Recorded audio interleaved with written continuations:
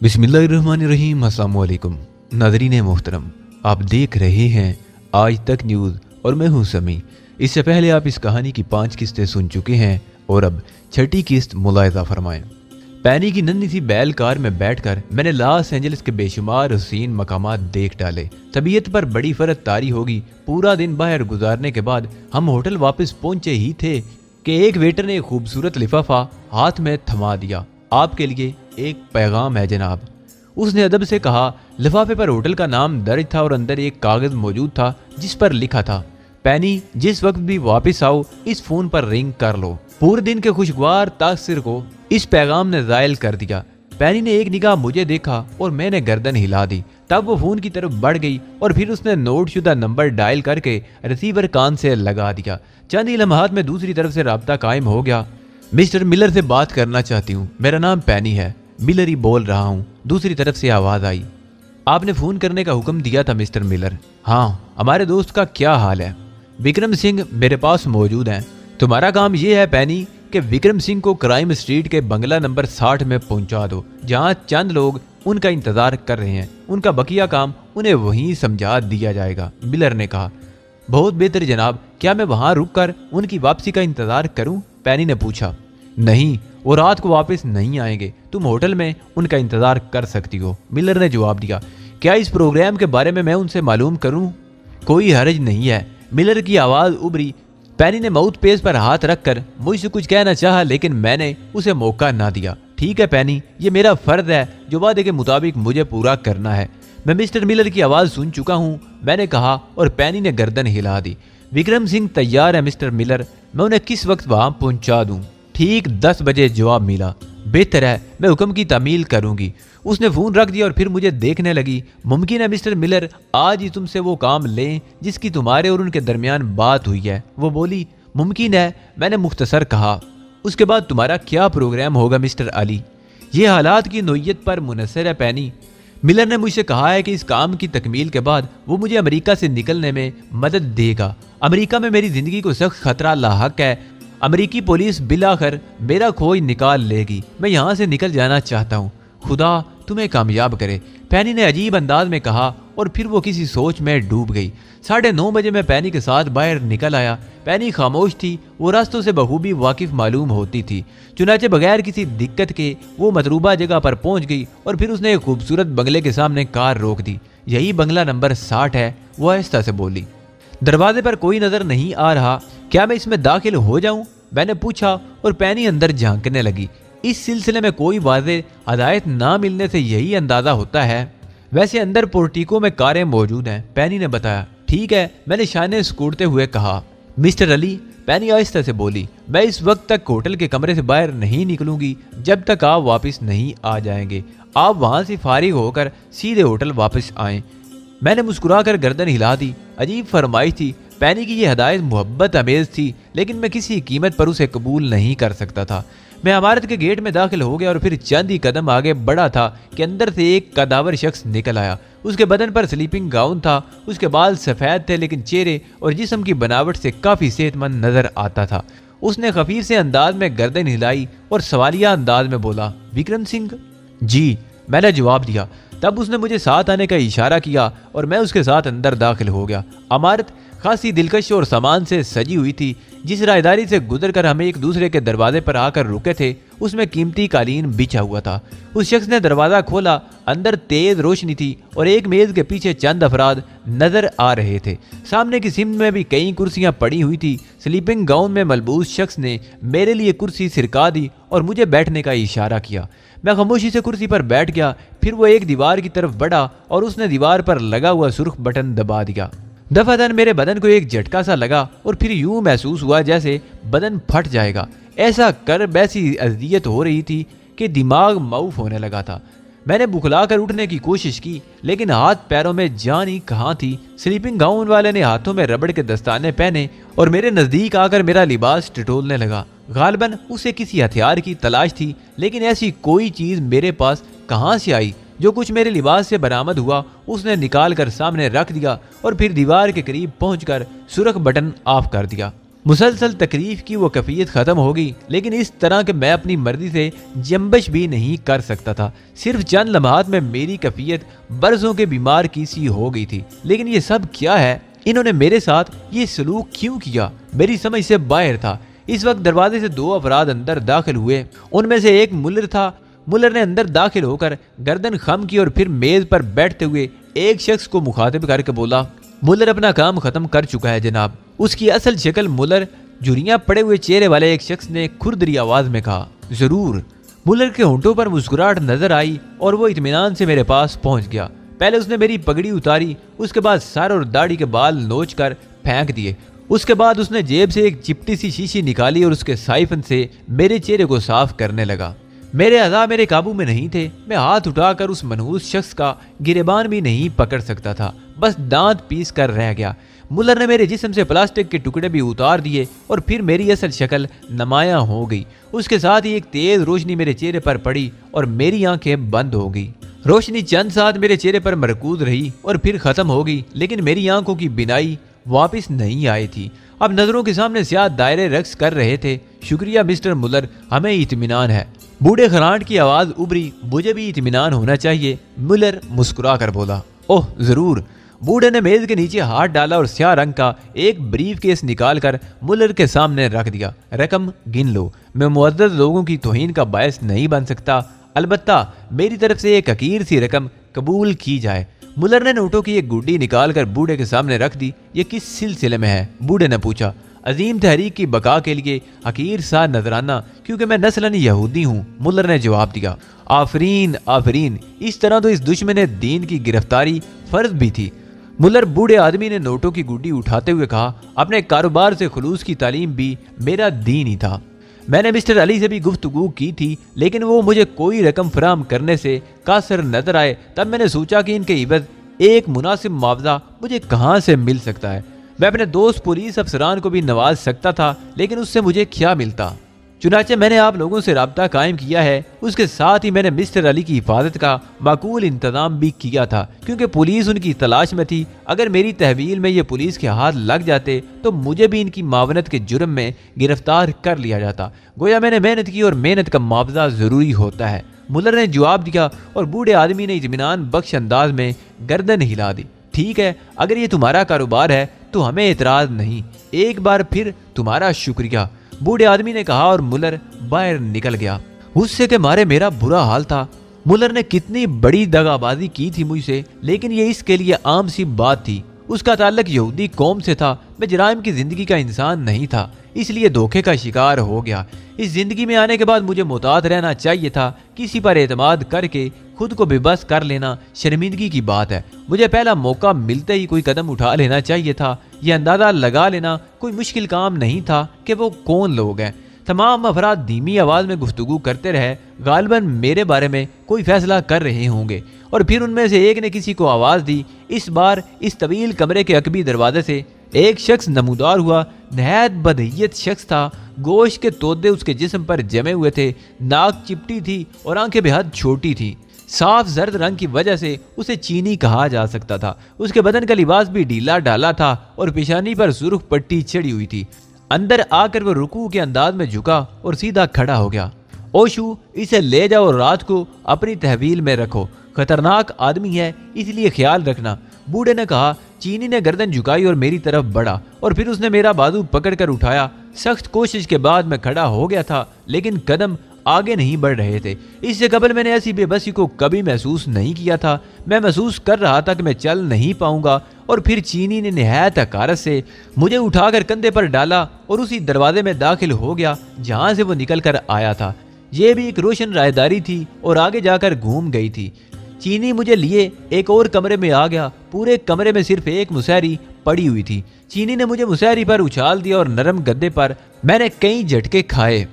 ख्याल रहे कि मैं बाहर मौजूद हूँ, इसलिए फरार की कोशिश ना करना, चीनी ने साफ अंग्रेजी में कहा। उसकी आवाज़ उसके तन और तोश की बनिस्बतन बहुत बारीक थी। दूसरी बात जो मैंने महसूस की थी वो ये थी कि गोश्त की चट्टान होने के बावजूद वो बेहद फुर्तीला था। फिर वो बाहर निकल गया और मैं मुसहरी पर पड़ा अपने बदन के दौरान खून के दुरुस्त होने का इंतजार करने लगा। पूरे बदन में अब भी सनसनी थी जो आहिस्ता आहिस्ता जायल होती जा रही थी। इन गैर मुतवक्के हालात ने पहले तो मेरे जहन को गुस्से से तारीक कर दिया था, लेकिन जूं जूं हवास बहाल होते जा रहे थे मैं इस सूरत हाल पर गौर करने के काबिल होता जा रहा था। इन लोगों ने जो कुछ किया ठीक ही किया। मैं उनका दुश्मन हूँ और दुश्मन के साथ हर बदतरीन सलूक किया जा सकता है, फिर गुस्सा कैसा? मुल्लर भी कोई शरीफ इंसान नहीं था। जराइम पेशा होने के साथ साथ वो यहूदी भी था, इसलिए उसने वही किया जो एक यहूदी को करना चाहिए था। रह गई बहनी की बात, तो वो लड़की ऐसे वाकयात से कतई ना वाकिफ थी। चुनाचे मैं इस मामले की हद तक उसे बेकसूर समझता हूँ, लेकिन अब ये सारी बातें बाद अज़ वक्त थी। जिंदगी मौत के बिल्कुल करीब आ गई थी। मैं यहूदी फितरत से वाकिफ था। मेरे हुसूल के लिए उन्हें भारी रकम अदा करनी पड़ी थी। ये रकम इसलिए नहीं अदा की गई होगी कि वह कानून का एहतराम करते हुए मुझे नहायत नेक नफ्सी के साथ पुलिस के हवाले कर दें, बल्कि वो यकीनन मेरे साथ कोई ऐसा सलूक करेंगे जो उनके अंदर सुलगती हुई इंतकाम की आग बुझा दे। हालात बेहद ख़राब हो गए थे और अब मेरे लिए कुछ करना बहुत मुश्किल था। रात गुजर गई। दूसरे दिन सुबह मुझे उस चीनी ने नाश्ता दिया जो एक प्याली चाय और सैंडविच पर मुश्तमिल था। मैंने नाश्ता कबूल कर लिया। चीनी ने मुझसे कोई और बात नहीं की थी। वो नाश्ता रख के चला गया। फिर दिन के 11 बजे के करीब उस चीनी ने दोबारा मेरे कैद खाने का दरवाज़ा खोला और अंदर आ गया। चलो बाहर चलो, उसने खुरदरी आवाज़ में कहा और मैं खामोशी से उसके साथ बाहर निकल आया। चीनी मुझे लिए हुए एक राहदारी से गुजर कर एक और हाल नमा कमरे में दाखिल हो गया। यहाँ 10-12 अफराद मौजूद थे, जिनमें से मैंने उस बूढ़े को पहचान लिया जिसने मुल्लर को रकम दी थी। बाकी सब चेहरे अजनबी थे। 2 बहुत ज्यादा मुअम्बर भी थे जो लंबे लंबे चूगे पहने हुए थे। इन सब की नज़रों में मेरे लिए बेपनाह नफरत थी। ये है अली यार खां, वो जलील मुसलमान जिसने 4 नौजवानों को कत्ल किया है। 4 यहूदी नौजवानों के कत्ल का इंतकाम सिर्फ इस तरह पूरा नहीं हो सकता कि जवाब में इसे कत्ल कर दिया जाए। इंतकाम के लिए कोई ऐसा प्रोग्राम तरतीब दिया जाएगा जिससे हमारे दिलों की आग ठंडी हो सके। बूढ़े ने तकरीर के अंदाज में कहा। फिल वक्त इसके दोनों हाथ कलाइयों के पास से काट लिए जाएं। एक लंबे चोगे वाले ने कहा, मैं दस्ते बस्ता अर्ज करूंगा मुअज़्ज़ज़ बुजुर्ग कि अभी ऐसा ना किया जाए। मुमकिन है कि इस तरह फौरी तौर पर मौत वाक़ई हो जाए इसकी। इस तरह हम उन दिलों की आरज़ू पूरी नहीं कर सकेंगे जिन्हें हमने सान फ्रांसिस्को से बुलाया है। बूढ़े ने कहा, अगर ये बात है तो ठीक है। दूसरे बूढ़े ने गर्दन हिला दी और फिर वो चीनी शोया से मुखातिब होकर बोला, ओ शोया, इसकी इब्तदाई खातिर मिदारत करो। जवाब में ओशू ने गर्दन हिला दी। वो तमाम अफराद पीछे हटकर दीवार से जा लगे और मैं उस बड़े हाल कमरे में तन्हा रह गया था। मुझसे चंद कदम के फासले पर शोया था जो अपनी कमीज उतार रहा था। उसका ऊपरी बदन भी लिबास हो गया और गोश्त के तोदे नजर आने लगे। फिर उसने दोनों हाथ फैलाए और अपनी छोटी सुर्ख आंखों से मुझे घूरने लगा। फिर यकायक उसने हल्क से अजीब आवाज़ें निकाली और फिजा में लातें चलाने लगा। वो बड़ी तेज रफ्तारी से अपने बदन को फिजा में जंबश दे रहा था। यह मंजर हैरतनाक था। इतने मोटे आदमी से इस फुर्ती की तवक्को नहीं की जा सकती थी, लेकिन मैं भी होशियार हो गया। इतनी खामोशी से तो नहीं पीटूंगा, मैंने दिल में सोचा और ओशू पर निगाहें जमा दी। चंद साथ की बेमकसद उछल कूद के बाद अचानक उसने मुझ पर छलांग लगा दी, लेकिन मैं बर्क की रफ्तारी की तरह कूद कर उसकी गिरफ्त से निकल गया। वो काफी जोर से गिरा, लेकिन नीचे कालीन था इसलिए चोट न लगी। दूसरे ही लम्हे वो दोबारा उठकर खड़ा हुआ, लेकिन अब उसके होंठ भिंच गए थे और चेहरा चकंदर की तरह सुर्ख हो गया था। जमीन से उठकर वो पहले ही के से अंदाज में दोबारा उछल कूद करने लगा। मैं आहिस्ता आहिस्ता पीछे हटने लगा। इस बार मैं कोई मौसर कार्रवाई करना चाहता था। चुनाचे मैं गैर महसूस अंदाज में दीवार के करीब पहुंच गया। ओशू मेरी तरफ बढ़ रहा था, लेकिन ओशू बेवकूफ़ नहीं था। इस बार उसने मोहतात होकर हमला किया। उसे अंदाजा हो गया था कि अकब में दीवार है और अंदाजे की गलती उसकी नाक और दांत बराबर कर सकती है। चुनाचे जूं ही मैंने जगह खाली की, उसने इत्मीनान से दोनों हाथ दीवार से टिकाए और पूरी कुव्वत से घूम गया। घूमते ही उसने मेरी कमर में हाथ डाल दिया और फिर मैं जमीन से कई फुट उछलकर कालीन पर जा पड़ा। इस बेपनाह ताकतवर इंसान के सामने मेरी कोई हैसियत नहीं थी। हालांकि कालीन पर गिरा था, लेकिन मरोड़ आ गया था। नाक छिल गई थी और शायद नक्सीर भी फूट गई थी। खून के कतरे मेरी कमीज पर गिरने लगे, लेकिन मैंने खड़े होने में देर नहीं लगाई थी। ओशू दफातन वही बूढ़ा करख्त आवाज में बोला और मेरी निगाह उस तरफ उठ गई। उसके अकब में जो बूढ़ा खड़ा हुआ था, उसके हाथ में स्याह रंग की एक छड़ी दबी हुई थी, जिसकी सूट ऊपर से मुड़ी हुई थी और काफी मोटी थी। मेरी आंखों में चमक सी आ गई। जिंदगी तो जानी है, फिर मुसलमान की तरह क्यों ना जाए। मैंने सोचा। बूढ़े की आवाज ने जैसे ओशू को जगा दिया। वो फिजा में कलाबाजियां खाता हुआ फिर मुझ पर लपका। इस बार उसके हाथ ने मेरे जबड़े ठीक कर दिए। यूं लगा जैसे बायां जबड़ा टूट गया हो। मैं उछलकर बुरी तरह गिरा था, लेकिन जबड़े की तकलीफ भूलकर मैं बेहद फुर्ती से उठा और मैंने बूढ़े पर छलांग लगा दी। मेरी छलांग जची तली थी, चुनाचे छड़ी मेरे हाथ में आ गई। मैंने उसे उल्टी तरफ से पकड़ा और इस बार मैंने ओशू के हमले का इंतजार नहीं किया था। मैं खुद ही दीवाना वार उस पर टूट पड़ा और मेरा पहला वार ओशू की पेशानी पर पड़ा। ओशू की पेशानी फट गई और खून उसकी आंखों पर बहने लगा। इस सूरत हाल से खौफजदा होकर यहूदी बूढ़े चीखते हुए बाहर भाग गए। अलबत्ता ओशू आंखों से खून पूंछता हुआ पागलों की तरह मुझ पर झपटा। अगर खून की चादर उसकी आंखों में ना रेंग गई होती तो शायद वो दीवानगी के आलम में मेरी हड्डियां ही पीस कर रख देता, मगर इस सूरत से मुझे फायदा हासिल हो गया। मैंने कई बार उसके शाने और बदन के दूसरे हिस्सों पर किए और वो जमीन पर गिर पड़ा। अब जो मैंने उसके छड़ी मारी तो उसने बायां पांव ऊपर उठाया, जो बेमकसद नहीं था। उसने जो जिस्टू के मखसूस अंदाज में पांव ऊपर उठाया था, चुनाचे छड़ी उसके पांव पर पड़कर टूट गई और अब मेरे हाथ में उसका पतला हिस्सा रह गया था, जो बेकार था। ओशू ने स्वीप किया और मेरे पांव उसके पैरों में आ गए। इस बार मैं गिरा तो फिर उसने मुझे ना उठने दिया। मेरी गर्दन को उसने ऐसा दबा डाला कि यकायक मेरी आंखों पर अंधेरा छा गया। होश आया तो रात हो चुकी थी। मैं अपने उसी कैद खाने की मुसहरी पर पड़ा हुआ था। कमरे में मध्यम रोशनी थी। बदन के बहुत से हिस्से दुख रहे थे, खास तौर पर जबड़ा। जबड़े पर हाथ फेरा तो सूजा हुआ मालूम हुआ। जाहिर है यही होना चाहिए था। ओशू देव जान था। जान न जाने किस तरह मेरी बच गई थी। मैं कराता हुआ मुसहरी से नीचे उतर आया। शिद्दत की प्यास लग रही थी, इसलिए दरवाजे के करीब जाकर मैंने जोर जोर से उसे बजाया। फिर कुछ देर बाद दरवाजा खुल गया। सामने ओशू मौजूद था। उसकी पेशानी पर सफेद पट्टी बंधी हुई थी, जिस पर खून के धब्बे नजर आ रहे थे। मुझे देखकर उसकी छोटी छोटी आंखों में मुस्कुराहट उभर आई। पानी मिल सकेगा, मैं प्यासा हूँ, मैंने कहा और उसने अपने मखसूस अंदाज में गर्दन हिला दी। फिर दरवाजा बंद करके चला गया। खासी देर में वापस आया था, लेकिन उसके हाथों में ट्रे थी और ट्रे में खाने पीने की चीजों के अलावा काफी की एक प्याली भी थी। पानी पीने से पहले कुछ खा लो, भूखे होगे, वो नरम आवाज में बोला और मुझे उसके बदले हुए अंदाज पर हैरत हुई। उसे तो मुझसे नफरत का सलूक करना चाहिए था। शुक्रिया ओशू, खास तौर से इस काफी के लिए मैं तुम्हारा शुक्रगुजार हूँ, मैंने भी खुश मिजाजी से कहा और ट्रे उसके हाथ से ले ली। तंबाकू पीते हो? उसने पूछा। नहीं, मैंने जवाब दिया और खाने की ट्रे लेकर मुसहरी पर आ बैठा। ओशू दरवाजा खुला छोड़कर अंदर आ गया था, लेकिन मैं उसकी तरफ तवज्जो दिए बगैर खाने पर टूट पड़ा। भूख भी खूब लग रही थी, इसलिए आन की आन मैं सारी चीजें साफ कर गया। ओशू दिलचस्प निगाहों से मुझे देख रहा था। मैंने काफी खत्म की तो वो बोला, और काफी दरकार है? नहीं ओशू, लेकिन तुम्हारी इस मेहरबानी के लिए मैं तुम्हारा शुक्रगुजार हूँ। जाती तौर पर मैं तुम्हें पसंद करने लगा हूँ। तवील अरसे के बाद किसी से मुकाबला हुआ था, वरना चूहे ही हाथ आते हैं। मेरा ख्याल है अगर तुम मार्शल आर्ट से वाकिफ होते तो बेहद खतरनाक इंसान साबित होते। देखो ना, मेरी तुमसे कोई जाती दुश्मनी तो नहीं, लेकिन तुम जिसका नमक खाओगे उसके अहकामात की तकमील तो जरूर करोगे। बेशक। ओशू, क्या तुम इनके मुलाजिम हो? मैंने पूछा। हाँ, मिस्टर ध्यान मेरे आका हैं, ये उन्हीं का मकान है। ये उन्हीं का मकान है? मैंने पूछा। हाँ, ओशू ने मुख्तसर जवाब दिया। कौन कौन रहता है यहाँ? मैंने एक और सवाल किया। सिर्फ मैं, कभी कभी वो लोग मीटिंग के लिए आ जाते हैं। इस वक्त वो लोग कहाँ हैं? मैंने पूछा और ओशू के होंठों पर मुस्कुराहट फैल गई। जंग करके निकल जाने के चक्कर में हो, लेकिन कामयाब नहीं हो सकोगे। मैं इतना बोदा नहीं हूँ। मार्शल आर्ट में ब्लैक बेल्ट हूँ। वैसे तुम्हारी मर्जी है, चाहो तो कोशिश कर लो। इस वक्त इस मकान में मेरे अलावा और कोई नहीं है। उसने मुस्कुराते हुए कहा।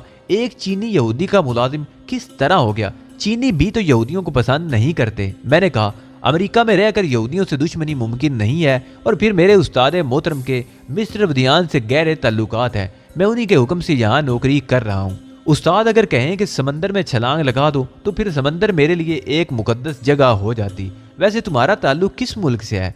ओशू ने पूछा। मैं पाकिस्तानी हूँ। मैंने उसे अपनी शहरत के बारे में बता दिया। ओह, ओशू किसी कदर मुस्तरिब हो गया। क्या वाकई तुम पाकिस्तानी हो? उसने इज़्तिराब से हाथ मलते हुए पूछा। हाँ, तुम परेशान क्यों हो गए? मैंने पूछा। मुझे पाकिस्तानियों से मोहब्बत है, वो हमारे दोस्त हैं। लेकिन मिस्टर बुदियान से तुम्हारी क्या दुश्मनी हो गई? और फिर मैंने ओशू को इस दुश्मनी की पूरी तफसील बता दी। ओशु लम्हा ब लम्हा परेशान होता जा रहा था। फिर उसने पुरख्याल अंदाज में कहा, तब तो मैंने अच्छा ही किया। जिस वक्त तुम बेहोश हो गए थे और मैं तुम्हें हाथों में उठाकर बाहर ला रहा था तो मिस्टर बुधियान ने हुक्म दिया था कि मैं तुम्हें गर्दन दबाकर हलाक कर दूं। अगर तुम होश में होते तो मुझे उनके हुक्म की तामील करनी पड़ती, लेकिन मैंने उनसे वादा किया कि मैं तुम्हें काबू में रखूंगा और मैंने माजरत की कि मैं किसी बेहोश इंसान को कत्ल नहीं कर सकता। क्यों कत्ल नहीं कर सकते? मैंने पूछा। उस्ताद का हुक्म है, ओशु ने जवाब दिया। तुम्हारा उस्ताद भी कोई आला ज़र्फ इंसान मालूम होता है। कौन है वो और क्या नाम है उसका? जोशु औलायू मार्शल आर्ट्स का माहिर है। हॉलीवुड में तुम्हें उसका सानी नहीं मिलेगा, लेकिन उसने मार्शल आर्ट्स का कोई इंस्टीट्यूट नहीं खोला सिर्फ इसलिए कि उसे सफेद फामों को ये आर्ट सिखाना पड़ेगा, और कौन जाने इनमें कौन कितना ज़र्फ रखता है। जोशु, मैंने ज़ेरे लब दोहराया, तुमने उसका नाम सुना है? ओशु बोला, हाँ, सैन फ्रांसिस्को में मेरे चंद दोस्तों ने मेरी बहुत मदद की थी। मिस्टर काइशिन, उनकी बेटी लुईशिन, बेटे होशन और हैगशिन मेरे गहरे दोस्त हैं। मिस्टर काइशिन ने कहा था कि हॉलीवुड में मैं जोशु से मिल लूं, वो मेरे दुश्मनों के खिलाफ मेरी मदद करेंगे, लेकिन हालात ने मुझे उसकी मोहलत ही नहीं दी। मैंने पुरख्याल अंदाज में कहा और ओशु फिर बुरी तरह मुजरिब नजर आने लगा। क्या नाम लिए थे तुमने? काइशिन, लुईशी, होशन? वो बेइख्तियार बोला, हाँ, यही तीनों नाम लिए थे मैंने। उन लोगों से तुम्हारी मुलाकात कहाँ हुई थी? ओशु ने पूछा। चाइना टाउन, सैन फ्रांसिस्को में, मैंने जवाब दिया। ओह, वो तुम्हारे दोस्त थे? ओशु हैरत ज़दा नजर आ रहा था। गहरे दोस्त जिन्हें मैं जिंदगी भर फरामोश नहीं कर सकूंगा, और उन्होंने ये भी कहा था कि तुम जोशु से मदद लो? ओशु ने पूछा। बल्कि मिस्टर काइशिन ने यह भी कहा था कि वो मेरे बारे में जोशु को इतला दे देंगे, और मुझे यकीन है कि ये इतला उन तक पहुंच गई होगी। मैंने जवाब दिया और फिर उसे देखकर बोला, लेकिन तुम अचानक मुज़तरब क्यों हो गए ओशु? ये लोग जिनका तुमने नाम लिया है मेरे अजीज हैं। काइशिन मेरी माँ का भाई है और उसने मुझे उस्ताद मोहतरम जोशु के पास भेजा था। क्या ये इज़्तिराब की बात नहीं है कि तुमसे मेरे लातादाद रिश्ते निकले चले आ रहे हैं? आखिरी नाम मेरे उस्ताद का है, जिनके बाद मेरे लिए कोई गुंजाइश बाकी नहीं रहती। अब बताओ, अगर उन्होंने तुम्हारी मौत के सिलसिले में मुझे इस्तेमाल करना चाहा तो क्या होगा? ओशु ने परेशान होकर कहा। वो तमाम लोग कहाँ गए? मैंने पूछा। मैं तुम्हें बता चुका हूँ कि अमूमन वो लोग इसी मकान में नहीं रहते, बस उसकी देखभाल के लिए मैं ही रहता हूँ, और इस वक्त वो सब सैन फ्रांसिस्को से उन लोगों को बुलाने की कोशिश में मसरूफ़ हैं जिनके रिश्तेदारों को तुमने कत्ल किया है। वो चाहते हैं कि उनकी मौजूदगी में तुम्हें कत्ल किया जाए ताकि उनकी दिल की बुढ़ास भी निकल जाए। ये लोग किसी तौर तुम्हें पुलिस के हवाले नहीं करेंगे, क्योंकि पुलिस की कार्रवाई ज़रा मुख्तलिफ होगी। मुमकिन है हुकूमत अमेरिका तुम्हें मौत की सज़ा भी दे दे, लेकिन ये सज़ा उनकी पसंद के मुताबिक नहीं होगी। चुनाचे वो अपने तौर पर ही तुम्हारा फैसला करना चाहते हैं। उनके मजहबी अकायद के मुताबिक तुम्हारी अज़ियतनाक मौत बहुत ज़रूरी है। ओशु ने बताया और फिर किसी ख्याल के तहत उछल कर खड़ा हो गया। लेकिन ये नहीं होना चाहिए। मैं बड़ी उलझन में हूँ। तुम्हारा ताल्लुक उन लोगों से है जो मेरे लिए बेहद मोहतरम है। ज़रा ठहरो, बल्कि यूं करो, मेरे साथ आओ। मेरे और तुम्हारे दरमियान एक छोटा सा रिश्ता निकल आया है। मुझे शर्मिंदा होने का मौका मत देना। उसने हाथ उठाकर कहा और कमरे के दरवाजे से बाहर निकल गया। मैं भी उसके साथ साथ चल पड़ा था। तब वो एक दूसरे कमरे में पहुंचा जहां फोन रखा हुआ था। उसने फोन पर चंद नंबर डायल किए और मुझे फोन के नजदीक ही रखी हुई एक कुर्सी पर बैठ जाने का इशारा किया। मैं बैठ गया था। वो टेलीफोन का रिसीवर कान से लगाए चंद साथ इंतजार करता रहा और फिर बोला, हेलो, ओशु बोल रहा हूँ उस्ताद मोहतरम, जोशु से बात करना चाहता हूँ। फिर उसने बड़े एहतराम से गर्दन झुकाई और दोबारा बोला, उस्ताद मोहतरम, आपका खादिम, आपका गुलाम ओशु बात कर रहा है। हाँ, एक बहुत अहम मसला आन पड़ा है। बड़ा ही परेशान करो। जब किसी परेशानी का कोई मौका आ जाता है तो उस्ताद मोहतरम मेरी रहनुमाई करते हैं। मैं इस वक्त भी आपसे रहनुमाई हासिल चाहता हूँ। बात यह है कि एक शख्स बड़ी मुश्किलात के बाद गिरफ्तार होकर मेरे आका के पास आया है और मेरे आका उसे कत्ल कर देना चाहते हैं। उस शख्स का नाम अली यार खान है और ये सैन फ्रांसिस्को में बर्कले यूनिवर्सिटी का तालिब इल्म है। इसने 4। ओशु अचानक रुक गया। चंद लम्हे दूसरी तरफ की बात सुनता रहा, फिर बोला, हाँ, मेरे बिल्कुल नज़दीक मौजूद है, लेकिन उस्ताद मोहतरम क्या? अच्छा, मैं टेलीफोन उसे देता हूँ, उसने बुखलाए हुए अंदाज में कहा और टेलीफोन मेरे हाथ में देते हुए बोला, मेरे उस्ताद मोहतरम जोशु। मैंने टेलीफोन का रिसीवर ओशु के हाथ से लेकर कान से लगा लिया और माउथ पेस में बोला, मैं अली यार खान बोल रहा हूँ। ओह लड़के, तुम कहाँ हो? मैं तुम्हारे लिए कितना परेशान हूँ। तुम इसका तसव्वुर भी नहीं कर सकते। एक नरम और तशवीशनाक आवाज उभरी, क्या आपको मिस्टर काइशिन का पैगाम मिल चुका है मिस्टर जोशु? हाँ, ये बहुत पहले की बात है, लेकिन तुमने मुझे बेहद परेशान कर दिया। आखिर तुम उन लोगों के हत्थे किस तरह चढ़ गए? ये सब कैसे हुआ? तवील दास्तान है मिस्टर जोशु। बस यूं समझ लें कि मेरे खिलाफ एक इंतहाई गहरी साजिश की गई है और इत्तफाकिया तौर पर मैं ऐसे लोगों के हाथ लग गया जिन्होंने मुझे यहाँ तक पहुँचा दिया। मुझे बेहद अफसोस है। मेरा दोस्त काइशिन क्या सोचेगा कि तुम हॉलीवुड में आए और मैं तुम्हारे लिए कुछ न कर सका।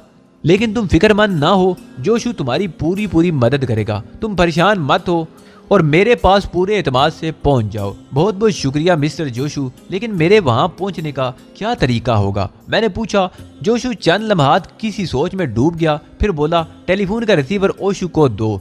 और मैंने शाने हिलाकर रिसीवर ओशु को दे दिया। दूसरी तरफ से ओशु को कुछ हदायत मिलती रहीं और फिर उसने गर्दन हिला दी। उस्ताद मोहतरम, मेरे लिए इस दुनिया में आपसे बढ़कर कोई नहीं है। मैं तामील हुक्म करूंगा। ओशु चंद लम्हात के लिए रुका और दूसरी तरफ की बात सुनता रहा। फिर उसने गर्दन हिलाई। ठीक है, मगर ये तो बताएं कि इससे मेरी ज़ात पर तो कोई ऐसा हर्फ नहीं आएगा जो मुझे अपनी ही निगाहों में जलील कर दे।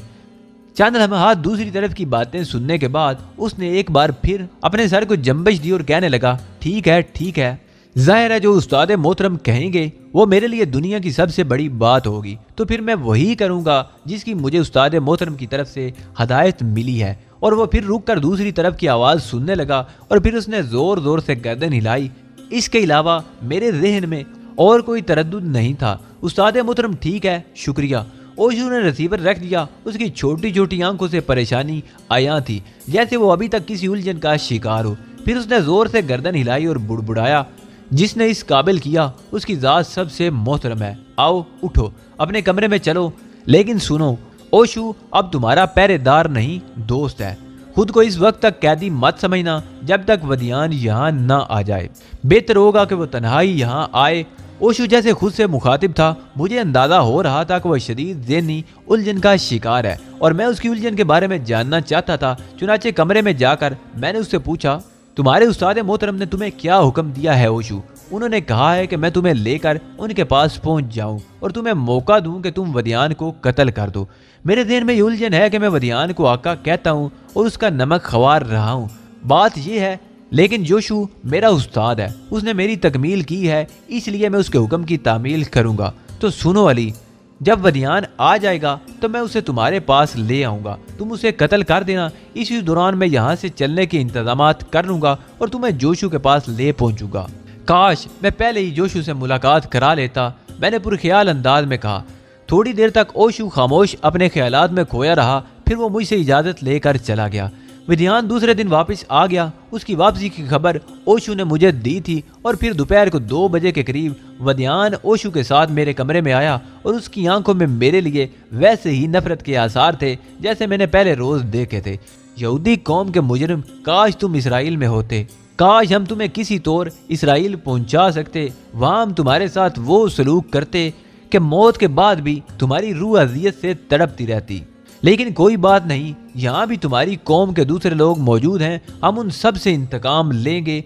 बहुत जल्द अमेरिका में पाकिस्तानी तालिब इल्मों के खिलाफ एक तहरीक का आगाज होगा। मैं उसकी तैयारियां मुकम्मल कर चुका हूँ। तुम्हारी मौत के बाद उस मुहिम का आगाज हो जाएगा। वो नफरत भरे लहजे में बोला। ओशु ने इस दौरान कमरे का दरवाज़ा अंदर से बंद कर दिया था, जिसे वदियान ने महसूस भी नहीं किया था।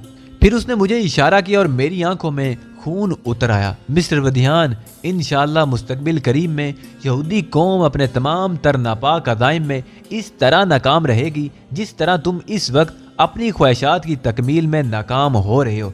तुम मुझे कत्ल करने की आरज़ू दिल में लिए इसी जहान से रुखसत हो जाओगे। ये कहकर मैंने अपने लिबास से वो खंजर निकाल लिया जो ओशु दिन में मुझे दे गया था, और फिर मैंने ये खंजर वदियान की आंखों के सामने लहराया और वदियान उछलकर पीछे हट गया। ओशु, इसे संभालो, अरे इसके पास ये खंजर कैसे आ गया? वो चीखा। मुझे अफसोस है मिस्टर वदियान, ये 2 कौमों का जाती मामला है। मैं तुम्हारे दूसरे मामलात का निगरान हूँ, तुम्हारे कौमी मामलात का नहीं, इसलिए मैं इस वक्त तुम्हारी कोई मदद नहीं कर सकूंगा, ओशु ने कहा। और वदियान की आंखें दहशत से फैल गई। क्या बकवास कर रहे हो? तुम मेरे नमक ख्वार हो, मेरी हिफाजत करो। वधियान दरवाजे की जानिब झपटा, लेकिन ओशु एक तरफ हट गया था। वधियान दरवाजे से टकराया, फिर उसने दरवाजा खोलने की कोशिश की, लेकिन मैं इतनी देर में उसके सर पर पहुंच गया था। मैंने उसकी कमीज का कॉलर पकड़कर एक जोरदार झटका दिया और उसने कमरे के फर्श पर कई कलाबादियां खाई। फिर मैं आहिस्ता आहिस्ता उसके सर पर पहुंच गया। दीन के नाम पर, इस्लाम के नाम पर है यहूदी नस्ल के कुत्ते, मैं तेरा नापाक खून बहा रहा हूँ। मेरी गर्राहट बुलंद हुई और फिर मैंने हाथ में पकड़ा हुआ खंजर उसके दिल में उतार दिया। वधियान के हुल्क से एक दिल खराश चीख निकली और उसके सीने से खून का फवारा उबल पड़ा।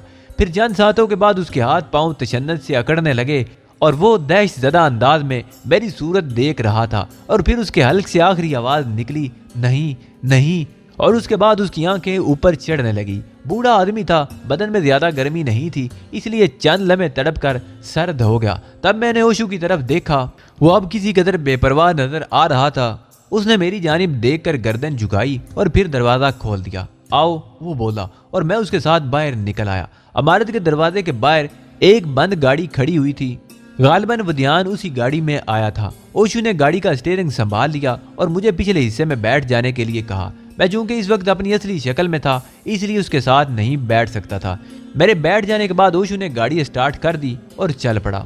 लॉस एंजलिस से हॉलीवुड का रास्ता बहुत तवील नहीं था, चुनाचे थोड़ी देर के बाद ही गाड़ी मुख्तलिफ रास्तों से गुजरती हुई एक जगह रुक गई। जब मैं गाड़ी से उतरा तो एक चीनी ने मेरा इस्तकबाल किया। ये एक दरमियाने बदन का आदमी था, जिसकी उम्र का सही अंदाजा उसके चेहरे से लगाना मुश्किल था।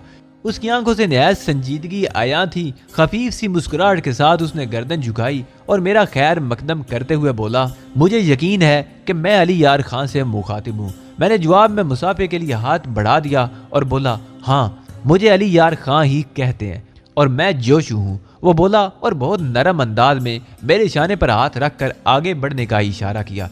चीनी तर्ज की एक खूबसूरत इमारत मेरी निगाहों के सामने थी। जोशु मुझे इमारत के अंदर ले गया। फिर हम एक कमरे में दाखिल हुए। उसने मुझे बैठने की पेशकश की। मैं शुक्रिया अदा करके बैठा तो जोशु भी मेरे सामने ही एक छोटी सी तपाई पर बैठ गया।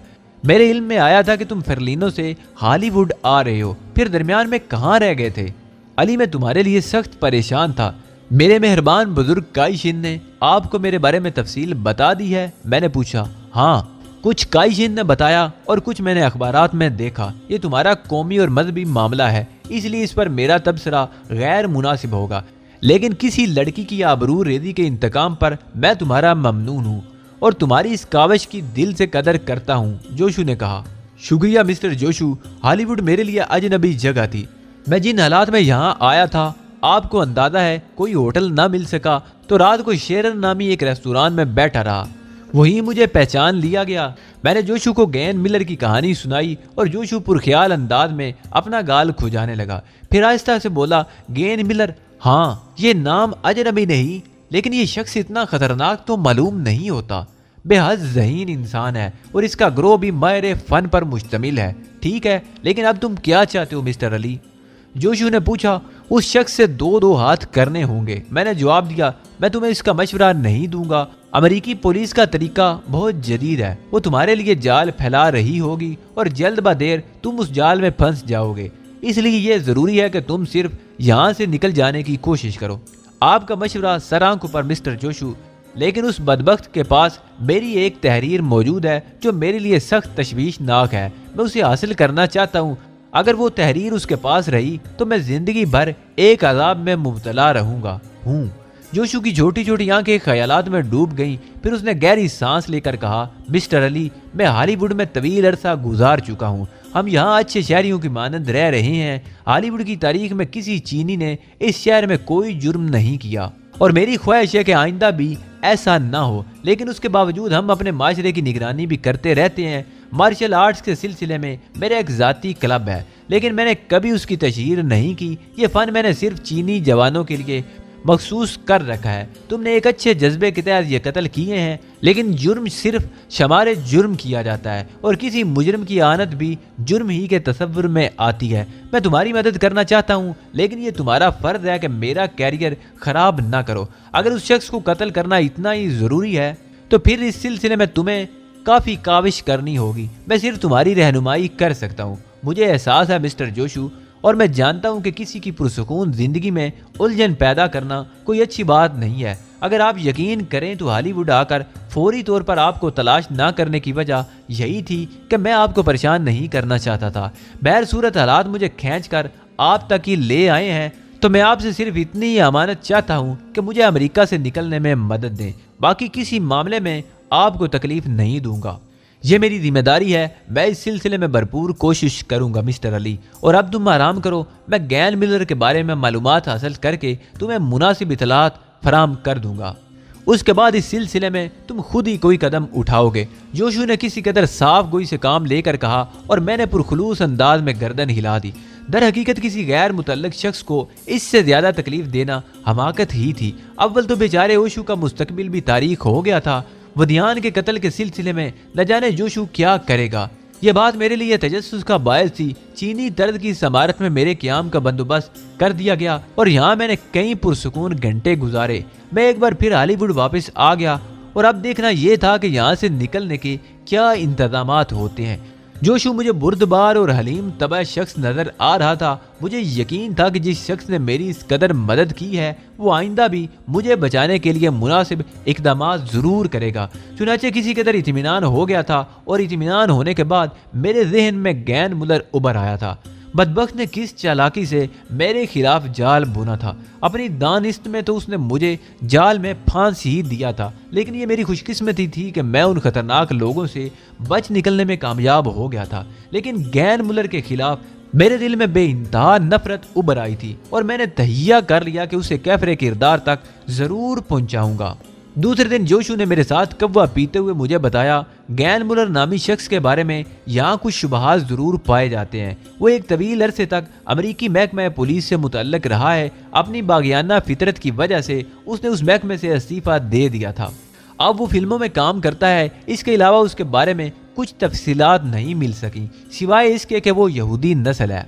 हाँ, ये बात मुझे मालूम हो चुकी है मिस्टर जोशू। मैंने कहा, ओह, क्या तुम्हें पहले ही मालूम हो गई थी? जोशू ने पूछा।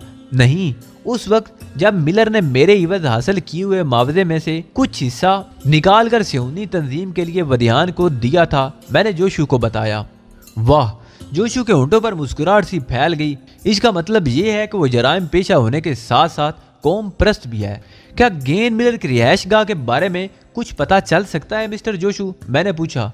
हाँ, वो बोरीन एंग्रिया की एक इमारत में रहता है। मेरी रहनुमाई वहां तक की जा सकेगी? मैंने सवाल किया। यकीनन, तुम जब कभी पसंद करो, जोशू ने कहा। तो आप उसके लिए बंदोबस्त कर दें, मैं आपका शुक्रगुजार हूँगा। मैंने कहा। चीनी नौजवान एक रंगीन शीशों वाली खूबसूरत कार में मेरे साथ गए थे। हमारा अंदाज सैर व तफरीह का सा था और हम हॉलीवुड की पुररौनक शाहराहों से गुजर रहे थे। फिर हम कई सड़कों पर चकराते हुए एक खूबसूरत रिहायशी इलाके में पहुंच गए। मैं पैनी के साथ कई बार निकल चुका था, लेकिन उसके बावजूद हॉलीवुड मेरे लिए अजनबी था। फिर भी इस इमारत को मैंने दूर ही से पहचान लिया, जिसमें कई दिन गुजारे थे। मैंने अपनी चीनी दोस्तों से इसकी तस्दीक की और उन्होंने गर्दन हिला दी। हाँ, यही गैन मिलर की रिहायश गाह है। बस ठीक है, वापस चलो, मैंने अपने साथियों से कहा और कार वापस मुड़ गई। थोड़ी देर के बाद हम वापस जोशू के पास पहुंच गए थे।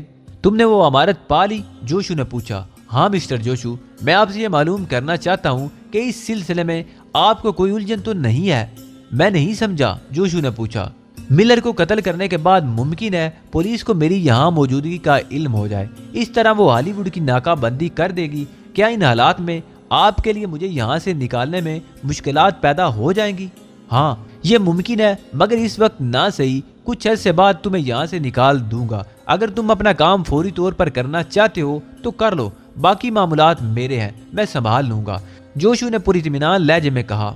बहुत मुनासिब, मैंने जवाब दिया और फिर मैं अपनी ख्वाबगाह में आ गया। रात ज्यादा नहीं गुजरी थी।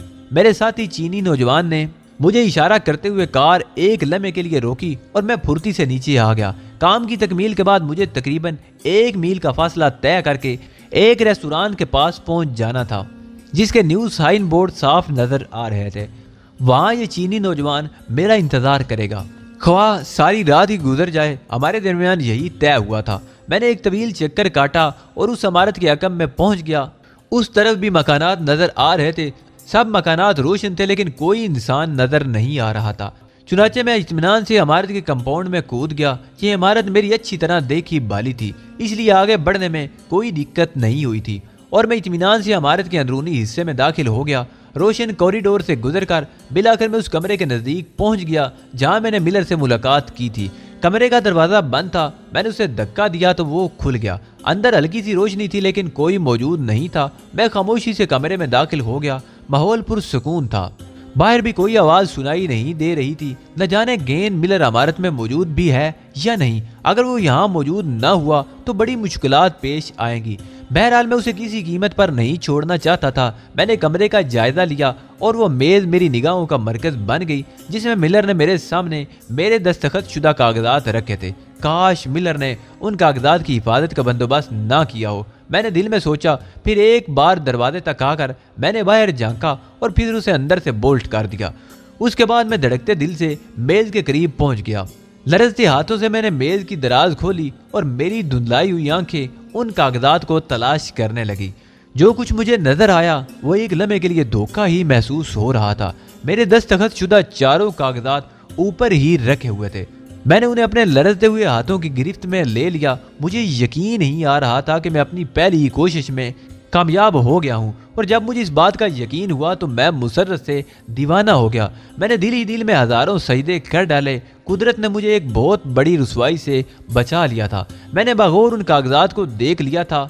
तहरीर मेरी ही थी। मैंने कागजात तय करके जेब में रखे और फिर दरवाज़ा खोल दिया। लेकिन यूं ही मैंने दरवाज़ा खोला मुझे दूर से किसी के गुफ्तगू करने की आवाज़ सुनाई दी और मैं दूसरे ही लम्हे पीछे हट गया। यहाँ छुपने के लिए कोई मुनासिब जगह नहीं थी, बस अकब में बाथरूम था। चुनाचे मैं छपाक से उस दरवाजे के अंदर दाखिल हो गया। दरवाजे के गोल शीशे से मैंने आंख लगा दी थी और दूसरी तरफ का मंजर मुझे साफ नजर आ रहा था। चंद साथ के बाद दरवाजा खुला और कोई अंदर दाखिल हो गया। धड़कते दिल से मैंने अंदर आने वाले की शक्ल देखी और मेरे होंठ मायूसी से सुकड़ गए। यह पिस्ता कामत शख्स हैनी फोक था। शायद वो यहाँ किसी काम से आया था। लेकिन क्या हैनी फोक गैन मिलर की निगाहों में इतनी वक़्त रखता था कि इस तरह उसकी प्राइवेट जगह पर आए? मुमकिन है ऐसी ही बात हो। हैनी फोक ने दरवाजा बंद कर दिया और फिर रोशनी तेज कर दी। उसके बाद उसने कोट उतारा। टाई खोलकर उसने दोनों चीजें स्टैंड पर लटका दी और फिर एक कुर्सी पर बैठकर जूते उतारने लगा। जूते उतारकर उसने पांव एक तरफ सरका दिए और उसके बाद उसका हाथ चेहरे पर चढ़े हुए मास्क पर पड़ा। फिर उसने मास्क भी उतार दिया, लेकिन इस बार उस मास्क के नीचे से जो चेहरा बरामद हुआ था उसे देखकर मेरे ज़हन में एक खौफनाक धमाका हुआ। ये गैन मिलर था। गैन मिलर? हैनी फोक मेरे ज़हन में बैक वक्त कई आतिश पेशाब फटने लगे। हैनी फोक खुद ही गैन मिलर भी है। जहानत का बादशाह, मेकअप का शहनशाह, जिसकी असल शक्ल उसके साथी भी कहीं नहीं देख सके थे। उसने अपनी कई शख्सियतें बना रखी थी, लेकिन ये यकीनन उसकी असल शक्ल ही थी। अभी मैं इस ज़हनी झटके से संभल भी नहीं पाया था कि मैंने गैन मिलर को स्लीपर पहनकर बाथरूम की तरफ आते देखा। गोया अमल का वक्त नजदीक आ गया था। गैन मिलर की जिंदगी ने उसे ज्यादा मोहलत देना पसंद नहीं किया था। अगर उसके कुछ और सांस बाकी होते तो मुमकिन था कि वो कमरे में रुकता, किसी और शुगल में मसरूफ हो जाता और मैं बाथरूम में पोशीदा रहकर उसके बारे में कुछ जानने की कोशिश करता। लेकिन उसने सीधा बाथरूम का रुख करके अपनी मौत की जानिब खुद कदम बढ़ा दिया था। हालांकि उस ज़हनी झटके ने चंद साथ के लिए मुझे साकित कर दिया था, जो गैन मिलर की असल शक्ल देखकर मेरे ज़हन को पहुंचा था। मैं उस शख्स की चालाकी पर हैरान रह गया था। उसने खुद को महफूज खोल में छुपा लिया था। उसके गिरोह के बारे में मुझे कुछ मालूम नहीं था कि वो कितने अफराद पर मुश्तमिल है और उसमें किस हैसियत के लोग शामिल हैं। फिर भी अंदाज़ा होता था कि इस गिरोह के कलीदी ओहदे उसने खुद संभाल रखे थे। हैनी फोक की हैसियत से वो अपने गिरोह में गुला मिला रहता था और हैनी फोक की जो हैसियत थी उससे खुद मैं भी मुतासिर हुआ था। यकीनन इस गिरोह के अफराद भी उससे मुतासिर होंगे और उसे अपने दिल का हाल बता देते होंगे। इस तरह वह तमाम बातों से बाखबर रहता होगा। कैसी जहानत की बात थी। अगर वो इस वक्त इतना मुतमईन ना होता और अपनी असल शक्ल में आना ज़रूरी ना समझता तो शायद हैनी फोक की हैसियत से मैं उसे नज़रअंदाज ही कर देता, क्योंकि वो शख्स मेरे लिए इतना अहम नहीं था। लेकिन इस वक्त मेरे सितारे भी उरूज पर थे। मेरे दोनों काम हो गए थे, यानी मुझे वो कागजात भी मिल गए थे जिनकी वजह से मेरी रातों की नींद हराम थी और गैन मिलर की असलियत भी मालूम हो गई थी। मैंने उसे इत्मीनान से बाथरूम में दाखिल होने दिया। बाथरूम का दरवाजा अंदर की तरफ खुलता था। जिस वक्त उसने दरवाजा खोला, मैं अंदर आने वाले क्वार्टर के अकब में आ गया और फिर जब उसने दरवाजा बंद करके रोशनी का बटन दबाया तो मैंने फुर्ती से दरवाजा लॉक कर दिया। दरवाजा लॉक करने की आवाज उसने बखूबी सुनी होगी क्योंकि वह दूसरे ही लम्हे उछल पड़ा था। उसने फैली हुई आंखों से मुझे देखा और फौरन पहचान किया। तुम? उसकी आवाज सरगोशी के अंदाज में उभरी। आपका खादिम मिस्टर मुलर, मैंने गर्दन खम करके कहा। मुलर खुश होंठों पर जबान फेरने लगा। उसकी उकाबी निगाहों ने पहले मेरे हाथों का जायजा लिया और फिर मेरी जेबों को देखा। मैंने एक लम्हे में अंदाजा लगा लिया था कि वो पिस्तौल की मौजूदगी का जायजा ले रहा है। चुनाचे मैंने मुस्कुराते हुए कहा, मुझ गरीब उल वतन को पिस्टल जैसी अशिया की आसाइशें कहाँ मयसर हैं। वैसे भी हम गर्म और पसमानदा मुल्कों के लोग ज़हनी तौर पर जरा ढीले ढाले होते हैं। तुम तो कलमी अदाकार हो। यूं समझ लो कि डायरेक्टर को जिस्मानी जिम्नास्टिक की ज्यादा कमी महसूस होती है तो ऐसे मनाजर में पिस्तौल की गुंजाइश नहीं छोड़ता। यही कैफियत इस वक्त भी है। मुझे यकीन है कि तुम पूरे इत्मीनान और सुकून से बाथरूम में आए हो, इसलिए तुम भी गैर मुसल्लह हो गए। चुनांचे बात सिर्फ ज़हनी और जिस्मानी वर्जिश की रह गई है। अब मैं ये नहीं जानता कि ज़हनी कुव्वतों के साथ साथ तुम्हारी जिस्मानी कुव्वतों की क्या कैफियत है। मुझे यकीन है कि बाथरूम में तुमने कोई ऐसा अलार्म नहीं रखा होगा जो किसी को तुम्हारी मदद के लिए बुला ले। क्या ख्याल है? गैन मुलर ने खुद को संभालने में बेहद फुर्ती का मुजाहरा किया था। हैरत के आसार चंद लम्हात के बाद उसके चेहरे से ज़ायल हो गए और फिर उसने गहरी सांस लेकर कहा, वाकई बड़ी ड्रामाई सिचुएशन है मिस्टर बदियान। अगर इस कदर गैर जिम्मेदार इंसान थे तो मुझे उनकी मदद करके अफसोस हुआ। खुद उनकी क्या कैफियत है? मैंने उन्हें उनकी लातादाद आरज़ुओं के खून से सुर्ख कर दिया है। मैंने मुस्कुराते हुए कहा, अच्छा डायलॉग है। वैसे एक तालिब इल्म का इतना सफाक कातल होना बड़ा ताज्जुब खेज है। मेरा ख्याल था कि वो 4 कत्ल तुमने मजहबी जुनून के आलम में कर दिए गए होंगे, लेकिन इस 5वें कत्ल से ये साबित हुआ कि तुम मुसलसल जुर्म करने की सलाहियत रखते हो। आओ बाथरूम से बाहर निकल कर गुफ्तगू करेंगे। उसने किसी कदर बेपरवाही का मुजाहरा करते हुए कदम आगे बढ़ा दिए। वो इस वक्त भी अपनी अदाकाराना सलाहियतों से काम ले रहा था और बेपरवाही का मुजाहरा करके मुझ पर अपनी मजबूत कुव्वत इरादी का असर डालना चाहता था। मैंने भी अपनी पोजीशन में नुमायां तब्दीली नहीं की और उसे नजदीक आने दिया, लेकिन जैसे ही उसने दरवाजे के हैंडल पर हाथ रखने की कोशिश की, मेरे ताकतवर गुंसे ने उसे जमीन से 2 फुट ऊंचा उछाल दिया, जिसके नतीजे में वो बाथिंग टब पर जा गिरा और फिर वहां से फर्श पर उसने फौरन ही फर्श से उठने की कोशिश नहीं की और टब से पुश्त टिकाए अपना जबड़ा सहलाने लगा। फिर भारी लहजे में बोला, मैं तुम्हारी इस हरकत को नजरअंदाज कर सकता हूँ, लेकिन इसके बाद कोई दूसरी बदतमीजी मेरे लिए नाकाबिले बर्दाश्त होगी। सुनो, हर चंद के तुम वदियान को कत्ल करके उसके चुंगल से निकल आए हो, लेकिन उसके बावजूद तुम्हें मेरी मदद की जरूरत है। अमेरिकी पुलिस इतनी अहमक भी नहीं है कि कातिल को अमेरिका से बासानी निकल जाने दे। हाँ, अगर मैं चाहूँ तो तुम इस तरह निकल सकते हो जैसे दूध से बाल। मैंने ठोड़ी खुजाते हुए चंद साथ की खामोशी इख्तियार की, फिर संजीदा लहजे में कहा, अगर ये हकीकत है तो तुम्हारी क्या शराइत होंगी तय कर लेंगे। तुम्हारे इवज में अच्छी खासी रकम वसूल कर चुका हूँ, इसलिए अब तुम मुनाफे में हो। कोई छोटा सा काम मुआवजे के तौर पर तुमसे ले लूंगा और बस तुम्हारा भी काम हो जाएगा और मेरा भी। तुम्हारी ज़ानत इस वक्त कहाँ सो रही है गैन मिलर? क्या तुम ये अंदाजा नहीं कर सकते कि जिस शख्स ने तुमसे इतना बड़ा फरेब खाया है वो दोबारा तुम्हारी बातों में कैसे आ सकता है? मैंने मुस्कुराते हुए कहा, अगर वो ज़हीन है तो ज़रूर मेरी बातों में आ जाएगा। तुम मेरी हैसियत देख चुके हो, मैं जिसका दोस्त बन जाऊं उसके लिए आसानियां ही आसानियां है। मुलर ने कहा, तुम तो पहले भी मेरे दोस्त बने थे। तुमने मुझसे सारे कागजात पर दस्तखत लेकर मेरे खिलाफ ऐसी खौफनाक दस्तावेज की थी कि मेरे मरने के बाद भी मैं अपनी इस हमाकत पर शर्मिंदा रहता। मैं अच्छी तरह जानता हूं कि बात यहीं तक महदूद नहीं रहती। तुम मेरी इस एतराफ़नामे की भी पूरी कीमत वसूल करते। मेरी हुकूमत इसे खरीदने पर मजबूर हो जाती या फिर तुम इसे अमेरिकी हुकूमत के हाथ फरोख्त करने की कोशिश करते। अमेरिकी यहूदी मेरे मुल्क को बदनाम करने के लिए तुम्हें इस दस्तावेज की मुंह मांगी कीमत अदा कर सकते थे। ये तो अब भी मुमकिन है। मैं इस सौदेबाजी के लिए बुनियाद हमवार कर चुका हूँ, लेकिन यह सौदा तुमसे भी हो सकता है। मुलर ने कहा। मैं आहिस्ता से हंस पड़ा। तुम्हारी ये बात तुम्हारे ज़हनी दिवालियापन का इजहार करती है। इससे पता चलता है कि इस वक्त तुम्हारी सारी फनकाराना सलाहियतें सो रही हैं और तुम शदीद ज़हनी इंतशार का शिकार हो। दुनिया के अजीम फनकार अगर दस्तावेज मेरे हाथ ना लग गई होती तो इस वक्त मैं इतने सुकून से तुम्हें कत्ल करने के बारे में ना सोच रहा होता, बल्कि मेरी ये कोशिश होती कि तुमसे दस्तावेज के बारे में मालूम करूं। तुम्हारी मेहरबानी से दस्तावेज के चारों सफ़ात मेरी जेब में मौजूद हैं और मैं इस बात पर तुम्हारा शुक्रगुजार हूं कि तुमने इन्हें महफूज रखने के लिए कोई ख़ास कोशिश नहीं की और मुझे उसी जगह मिल गए जहां उन्हें पहली बार मैंने देखा था। अब गेन मिलर किसी कदर परेशान नजर आने लगा। मैंने उसकी आंखों में फिक्र परेशानी के आसार देखे थे। फिर वो बाथिंग टब का सहारा लेकर खड़ा हो गया। तो अब इसके सिवा कोई चारा नहीं कि तुमसे जंग की जाए। उसने टब के ऊपर लगे हुए नल का सहारा लेकर कहा, हाँ इम्कान।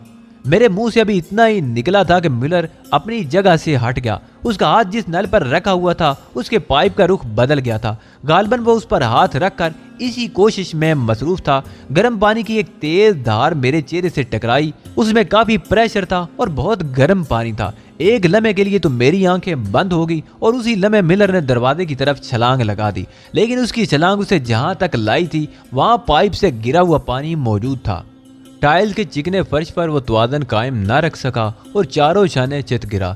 यकीनन जबरदस्त चोट लगी होगी। मैं अलबत्ता गर्म पानी के दायरे से हट गया और मेरी जोरदार ठोकर ने उसका शाना बेकार कर दिया। तब मैंने उसे झुककर उठाया और फिर एक जबरदस्त हाथ रसीद कर दिया। इस बार वो उछलकर टब में जा पड़ा। ज़हनी कुव्वतों का माहिर जिस्मानी लड़ाई में माहिर नहीं था। मैं पानी की धार से बचता हुआ उसके सर पर पहुंच गया। मेरे चेहरे और आंखों में जलन हो रही थी, लेकिन इसके बारे में सोचना भी मौत को दावत देना था। चुनाचे मैंने गर्म पानी के पाइप को टब की तरफ मोड़ दिया और मुलर के हल्क से चीख निकल गई। उसने दोनों हाथों से टब के किनारे पकड़े और दीवाना वार उठने की कोशिश की, लेकिन मैंने उसकी उंगलियों पर जबरदस्त ठोकरें मारी और वो दोबारा टब में गिर पड़ा। टब गर्म पानी से भरता जा रहा था और उसके साथ ही मुलर के हल्क और नाक में भी दाखिल होता जा रहा था। मुलर उस आफत नागहानी से बचने की कोशिश में मसरूफ था, लेकिन मैं टब के किनारे खड़ा हुआ उसकी हर कोशिश को नाकाम बना रहा था। वो बार बार उठता और मेरी हर ज़रब उसे दोबारा पानी में गिरा देती।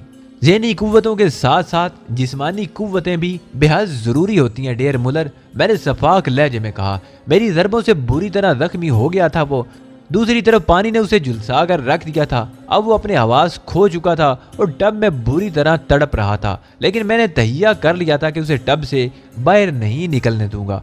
गर्म पानी ने मुझे भी भिगो दिया था और मुलर की उछल कूद की वजह से वो बाथरूम के फर्श पर भी दूर दूर तक फैल गया था, लेकिन मैंने नहायत तवज्जो के साथ अपना तवाज़ुन बरकरार रखा था। बिलाखिर मुलर की मुदाफ़ित सुस्त पड़ने लगी और उस मुद्दत में टब भी आधे से ज्यादा भर गया था।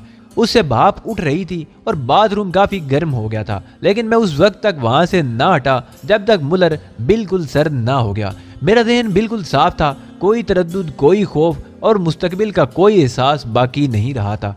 मुलर के दम तोड़ने के बाद मैंने नल बंद कर दिया और फिर अपने कपड़ों से पानी झाड़ने लगा। उसके बाद मैं इत्मीनान से बाहर निकल आया। कमरे का माहौल हस्बे मामूल था। मैंने चंद साथ रुक कर कुछ सोचा और फिर वहां से बाहर निकल आया। उसके बाद इमारत से निकलने में कोई दिक्कत पेश नहीं आई थी। चीनी नौजवान प्रोग्राम के मुताबिक मेरा इंतजार कर रहा था। मैंने उसे मुस्तैद पाया। मेरे बैठने के बाद उसने कार स्टार्ट करके आगे बढ़ा दी। मखसूस इमारत में मिस्टर जोशू मेरे मुंतजिर थे। उन्होंने मुझे गहरी निगाहों से देखा, फिर मुस्कुरा कर बोले, कामयाबी की मुबारकबाद कबूल करो अली यार। शुक्रिया मिस्टर जोशू, मैंने भी मुस्कुराते हुए जवाब दिया, लेकिन आपका यकीन मेरे लिए बाइसे हैरत है।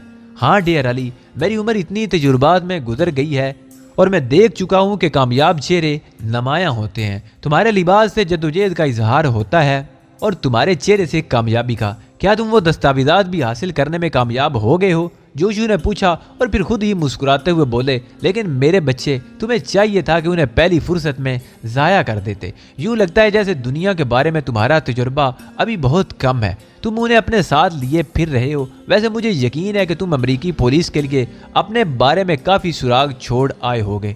आप दूसरे आदमी हैं जो मुझे हैरान कर रहे हैं, मैंने एक थकी थकी सी मुस्कुराहट के साथ कहा। यूं करो कि पहले लिबास तब्दील कर लो, फिर मेरे पास आकर बैठो और ये भी बताओ कि मैं तुम्हारे लिए काफ़ी तैयार कराऊं या कव्वा। मुझे यकीन है कि कामयाबी की खुशी में अभी तुम्हें नींद तो नहीं आ रही होगी। आपका ख्याल दुरुस्त है, मैं काफ़ी पीऊँगा, मैंने कहा और जोशू ने गर्दन झुका दी और फिर बाहर की तरफ रुक करके बोले, वुशी सी अंदर आओ। दूसरे लम्हे दरवाज़ा खोलकर एक छोटी सी कामत की चीनी गुड़िया अंदर आ गई। मैंने इस मुख्तसर से क़याम के दौरान पहली बार इस लड़की को देखा था। इन्हें इनके कमरे तक ले जाओ और उम्दा सी काफ़ी हम दोनों के लिए तैयार करा दो।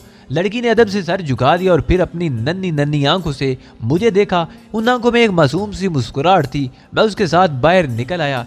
लड़की मेरे कमरे तक आई और फिर उसने चीनी ज़बान में मुझसे कुछ कहा जिसे मैं बिल्कुल ना समझ सका। क्या तुम अंग्रेज़ी नहीं जानते? क्या तुम अंग्रेज़ी नहीं जानती? मैंने उससे सवाल किया, लेकिन जवाब में वो बस मुस्कुरा कर ही रह गई।